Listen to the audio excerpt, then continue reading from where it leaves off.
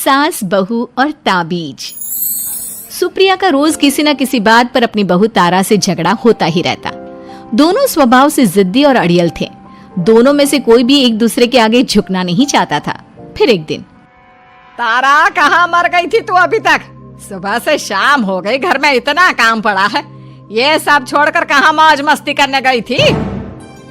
आपके घर के सारे काम करने का मैंने ठेका नहीं ले रखा। आप भी तो अपने दोस्तों के साथ किटी पार्टी करने जाती हैं, तब तो मैं आपको नहीं टोकती। अरे मैं तेरी सास हूँ, तू मेरी सास नहीं है। सास है तो क्या मुझे चैन की सांस नहीं लेने देंगी आप? बहुत जबान चलने लगी है तेरी आजकल। आने दे मेरे बेटे को घर पर, फिर देख तेरी कैसे क्लास लगवाती हूँ। आपके पास और काम ही क्या है? बाहर पड़ोसियों से मेरी बुराई करना और घर में पति से। हाँ तो अब तेरा काम भी तो ऐसे ही होते हैं ना। तारीफ के लायक कोई भी काम किया है तूने आज तक? बस जुबान चलवा लो, कैंची से भी तेज चलती रहती है। सिर्फ जुबान ही नहीं, हाथ पैर भी चलते हैं, जिनकी वजह से आपको घर में इतनी सफाई देखने को मिलती है, वरना आपको तो अपनी किटी पार्टियों से फुर्सत नहीं मिलती। तो कहना क्या चाहती है? घर का क्या सारा काम तू खुद अकेला करती है? तो और क्या नौकरानी करती है? इसी तरह तारा और सुप्रिया में आए दिन लड़ाई होती। दोनों के दिन की शुरुआत ही एक दूसरे से लड़कर शुरू होती और लड़कर ही खत्म होती, मानो ये अब उनकी दिनचर्या का हिस्सा बन चुकी हो। शाम को तारा का पति वैभव घर आता है। वैभव को देखते ही उसकी माँ सुप्रिया उसके पास आती है और कहती है, बेटा वैभव, अच्छा हुआ जो तू आज जल्दी घर आ गया। देख ना तेरी बीवी सुबह से मुझसे लड़ी जा रही है। माँ की बातें सुनकर वैभव तारा को जोर जोर से आवाजें देने लगता है। क्या हुआ जी, इतना चीख क्यों रहे हो? तारा, तुमने आज फिर माँ से लड़ाई की? अरे लड़ाई मैंने नहीं की, शुरुआत पहले इन्होंने की थी। समझा दीजिए अपनी माँ को। मुझे कहीं भी आते जाते टाइम टोके नहीं, वरना मैं अपना सामान बांधकर मायके चली जाऊंगी। इतना कहकर तारा वहां से चली जाती है। ये सब क्या चल रहा है माँ? किसी दिन मैं आप लोगों के चक्कर में जरूर पागल हो जाऊंगा। आप लोग कभी प्यार से क्यों नहीं रहते? अरे वो हमेशा मेरी बातों का उल्टा जवाब देती है बेटा। अब तू ही बता मैं क्या करूं? तो आप उसे ताने मारती ही क्यों है माँ? वाह बेटा वाह, तुझे मेरे ताने दिखते हैं, उसका बात करने का तरीका नहीं दिखता। देखा नहीं वो किस तरह से बात करती है मुझसे। मुझे माफ कीजिए माँ, मुझे आप दोनों के बीच में पड़ना ही नहीं है। आप दोनों ही एक जैसे हो। इतना कहकर वैभव वहां से चला जाता है। वैभव के जाने के बाद सुप्रिया सोच में पड़ जाती है। धीरे धीरे समय बीतने लगता है और एक दिन सुप्रिया को पता चलता है कि उनके गांव में एक महात्मा ठहरे हुए हैं जो वशीकरण करना जानते हैं। तो सुप्रिया भागते हुए उन बाबा का पता ढूंढने निकल पड़ती है। इस बात की खबर जैसे ही तारा को चलती है, वो भी उस बाबा की खोज में निकल पड़ती है। अगले दिन सुबह, आज तारा और सुप्रिया दोनों ही बहुत अच्छे मूड में होती है। ना सुप्रिया तारा को देखकर कोई ताना मारती है, ना तारा अपनी सास से बेवजह उलझती है। दोनों मिल बांट कर रसोई में काम करती हैं। भाई तारा, जरा मुझे वो चाय पत्ती पकड़ाना। ये लीजिए माँ जी, क्या आप मेरे लिए भी चाय बना देंगी? अरे हाँ हाँ, क्यों नहीं। इसी तरह दिन बीतते हैं और दोनों का रिश्ता भी निखरने लगता है। ऐसे ही देखते 3 महीने बीत जाते हैं। आजकल ये मैं क्या देख रहा हूँ? अचानक आप दोनों के बीच इतना प्यार कैसे हो गया? एक दिन था जब कभी माँ आप तारा को ताने देते देते नहीं थकती थी, और तारा तुम पहले तो कितना उलझती थी माँ से, तो अब ये अचानक क्या हो गया आप दोनों को? अरे यह सब तो एक बाबा का कमाल है, जिसने मुझे ये ताबीज दिया था। सुप्रिया के हाथ में बंधा ताबीज देखकर तारा चौंक जाती है। ये ताबीज तो उस बाबा ने मुझे भी दिया था, आपको अपने वश में करने के लिए। इसका मतलब तू भी उस बाबा से मिलने गई थी? आपकी हरकतों की वजह से ही मुझे जाना पड़ा था। ये सब क्या चल रहा है? मुझे तो आप लोगों की कोई भी बात समझ में नहीं आ रही।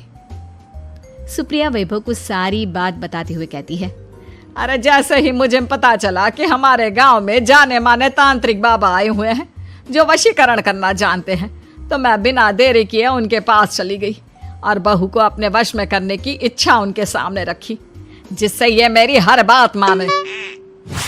बाबा, मैं अपनी बहू से बहुत दुखी हो चुकी हूँ। वो मेरी एक बात नहीं मानती। आप कुछ ऐसा कीजिए बाबा जिससे मेरी बहू मेरी हर बात मानने लगे। पहले आप मुझे अच्छे से बताइए, आपको अपनी बहू से आखिर परेशानी क्या है?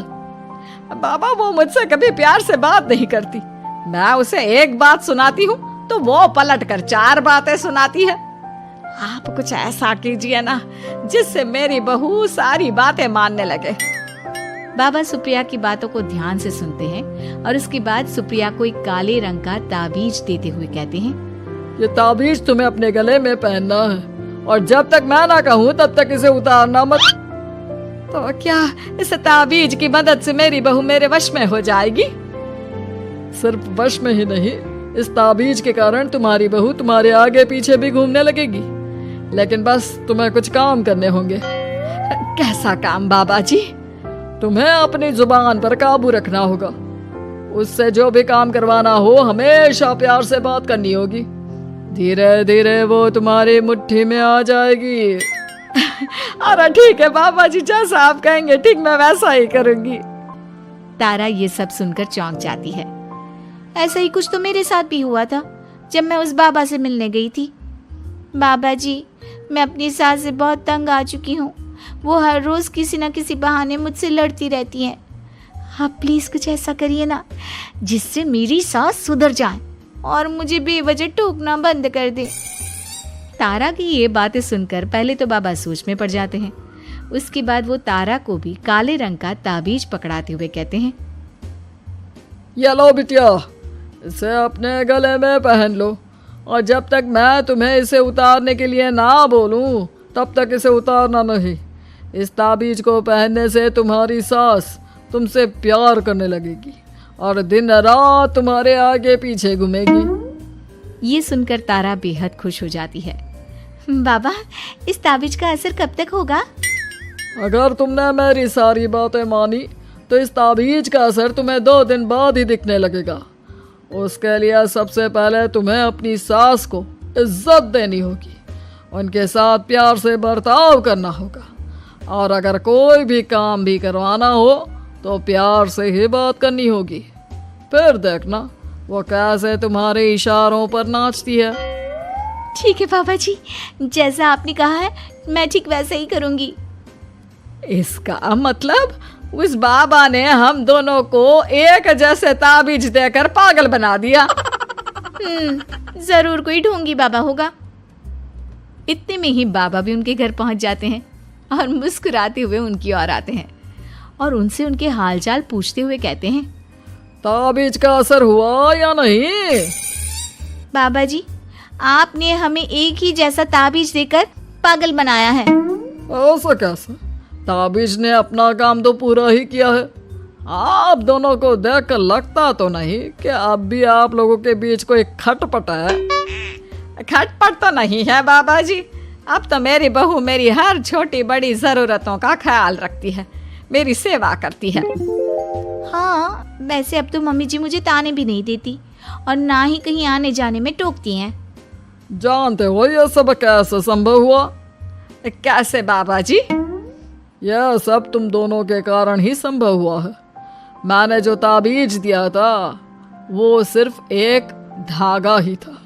ये चमत्कार तो तुम दोनों ने अपनी जुबान पर संयम रखकर प्यार और संयम के साथ काम करके किया है। बिटिया, कुछ कमी तुम्हारे अंदर थी तो कुछ कमी तुम्हारे सास के अंदर थी। इसीलिए तुम दोनों को सुधारने और तुम्हारी गलती का एहसास कराने का यही एक रास्ता था। बाबा की ये सारी बातें सुनकर सुप्रिया और तारा एक दूसरे की ओर देखने लगते हैं। अब उन दोनों को अपनी गलती का एहसास होता है। शायद आप सही कह रहे हैं बाबा।